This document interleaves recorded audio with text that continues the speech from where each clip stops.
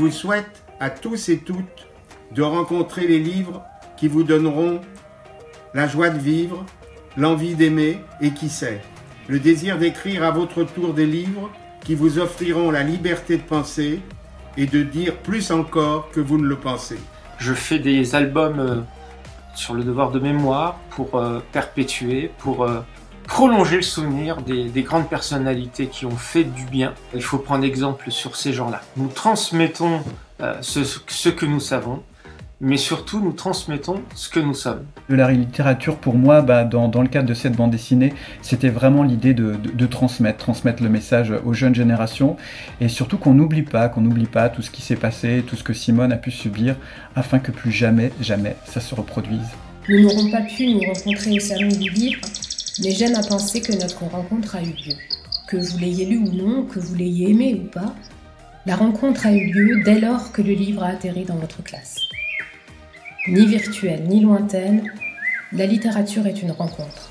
Lire, c'est apprendre à vivre. Et il me semblait déjà, quand j'étais un très jeune professeur, je l'ai appris avec mes élèves, que ce que je pouvais leur donner comme bagage, c'était la lecture. Il faut sur son bureau des photos de gens qui nous inspirent. Une photo de Barbara, un tableau de Georges de la Tour, Maria Ginesta qui était une combattante antifasciste espagnole. On a les grands maîtres évidemment, Beckett et Dumas. La littérature vous appartient.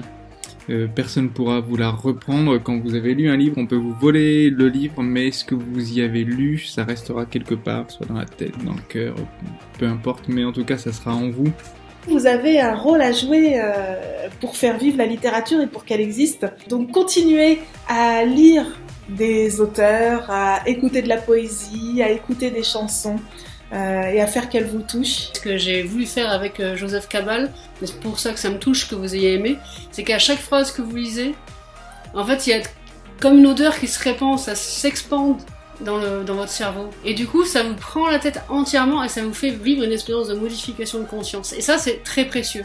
C'est une compétition qui mêle des romans, des bandes dessinées et de la poésie, et ça montre que la bande dessinée est une littérature à part entière, et c'est comme ça que je la vis, c'est comme ça que je la lis, et pour moi c'est crucial.